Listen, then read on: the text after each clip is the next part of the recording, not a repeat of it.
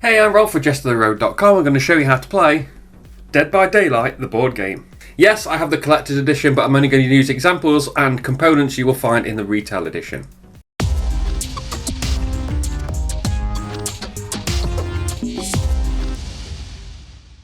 This is a game for 3 to 5 players, plays in about 60 minutes, is designed by D. Brad Tolton Jr. and is published by Level 99 Games. In Dead by Daylight the video game, 4 players are survivors trying to start up enough generators to open and exit and escape. 1 player is the killer, hunting them down and trying to sacrifice them before they can do that. And the board game is the same thing but with dice and stuff.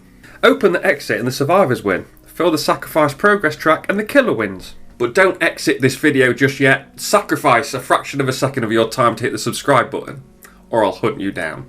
There are 5 characters in every game. 1 player will always play the killer, and the survivors will be controlled by the other players. In a 5-player game, each player controls 1 survivor each. 4 players and 1 player controls 2 survivors, and in a 3-player game, 2 players control 2 survivors each. Each survivor player takes an identity board for their character and matching mini. There are 3 ways to set up abilities for the survivors and the killer. The main way, the basic way, is called Adept, so we'll look at that first and cover the other 2 ways at the end of the video. For the Adept setup, use the abilities printed on the survivor and killer board, so we'll use these for this game. Place a sacrifice progress token on each survivor's identity board. Give each player 4 movement cards: sneak, sprint, crouch and vault. The killer also gets a 5th card called wait. And if a player is controlling 2 survivors, they still only get 1 set of cards. Get the additional pieces for the killer if needed. For example, the trapper gets 4 bear trap tokens. Give each survivor 2 blood point tokens. The killer gets 4. Survivors can hold a maximum of 6 blood points. Killers can hold 12, as shown on the respective character board. Give a survivor the first player marker. Players pick a game board and choose which side to use for the game. Shuffle the prop tiles face down and place the number shown face down into the spaces on the board. Each space will show which prop tokens to put in it. In turn order, each survivor reveals 1 prop token anywhere on the board. Place breakable walls on paths with jagged borders. Shuffle the item cards and put them near the board. Keep the sacrifice progress, generator progress, and blood point tokens, wound rings, the entity token, and the skill check and danger die nearby. Each player rolls the skill check die and places their figure on the matching space on the board. This could mean that multiple survivors and or the killer start in the same space. Okay, the setup is complete. We'll move on to gameplay, and that starts with the planning phase. Each survivor chooses a movement card and plays it face down. If a player is controlling 2 survivors, they will pick 1 card for each out of their 1 hand of cards. Then the killer places 2 in a row from their hand. Throughout the game, survivors may communicate and work together, of course, but secret communication is not allowed. Once all the cards are placed, the survivors act. In turn order, each survivor will move and then interact. To move, starting with the start survivor and going clockwise, they reveal their movement card. They must move down a path matching the colour of the card. The yellow paths are one way and players can't move against the arrow. The 2 spaces are still considered to be connected to each other for the purposes of other effects. Players flip over a face down prop when moving into a space, even if moved by a different effect. And if there is no movement options in the space for the card that the player had selected, they do not move, which means they do not interact. Survivors can't move down a path blocked with a grey breakable wall. In this case, this path is the only one available, the survivor remains in place and can't interact. One last point on moving: if an ability says to move down any path, you still have to obey the normal movement rules. After moving, the survivor may interact with a face-up prop or another survivor in their space. Let's look at these interactions. Chest: remove the chest token, draw an item card and keep it on the player board face down. A survivor can only hold 1 item at a time. If they've got one already, they discard down to 1 item. The item is kept face down on the player board until played. They say when they can be played. For example, the flashlight says it is discarded during the killer's turn to prevent them from interacting in the flashlight's holder's space. Locker: put the survivor miniature in the locker. Other survivors cannot interact with the locker if someone is in it. While in the locker, the survivor is considered to not be on the board and cannot activate perks. The next time the survivor would move, first take the survivor off the locker. Crow: the killer gains a blood point and the survivor takes a bonus turn. When a player takes a bonus turn, they discard a different movement card from their hand and take a turn as normal. This may disrupt turn order, but keep on track after the player has taken their bonus turn. Survivors can take multiple bonus turns as long as they still have cards in hand to play. Pallet: place on a path connected to the space the survivor is in that doesn't have a breakable wall, another pallet or any other component on it. Now, survivors can move freely over pallets, but they do restrict the killer's movement. More on that when we talk about how the killer moves. Okay, hooks. The killer uses them to capture and sacrifice survivors on their turn, but survivors have two reasons to interact with a hook on their turn. If a survivor interacts with an empty hook, they add the entity token to it. The hook cannot be interacted with while the token is on it.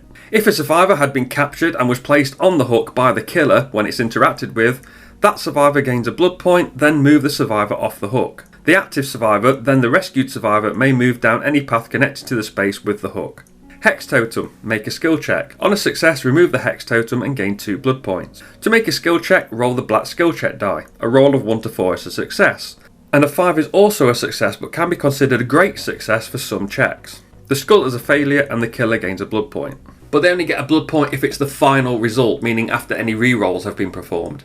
Oh, and just as a note, you can't reroll a reroll, you have to stick with your first rerolled result.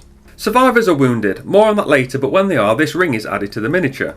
Instead of interacting with a prop, a survivor can interact with another survivor in the same space to heal, perform a skill check, and on a success, remove their wound ring.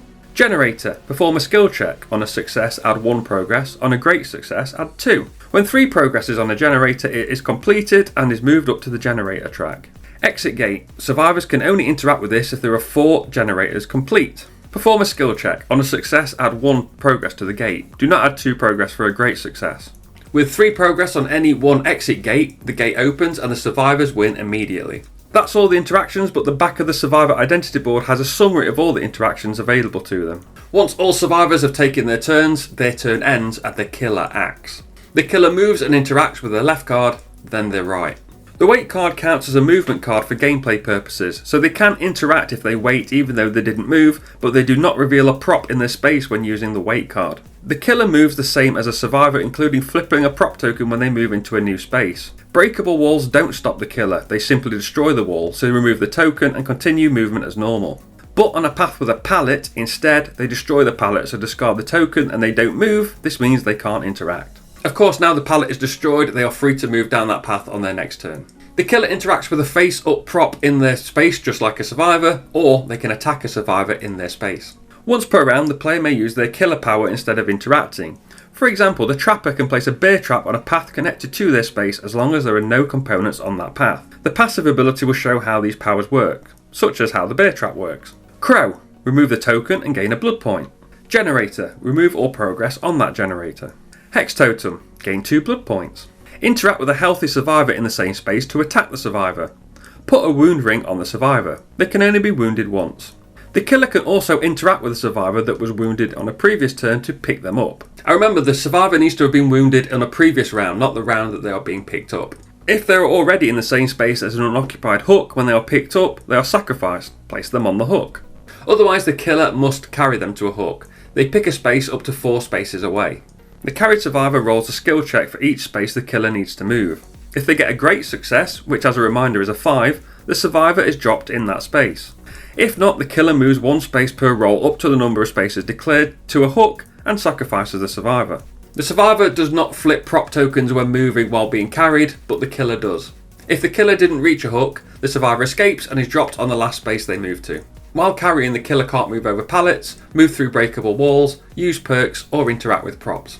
Also, while being carried, even though survivor is rolling the skill check die, these rolls do not count as skill checks for the purpose of abilities. Once a survivor is sacrificed on a hook, move any sacrifice progression from the survivor board to the sacrifice progress track. Sacrifice survivors cannot play movement cards, cannot use perks, and do not count as being on the board.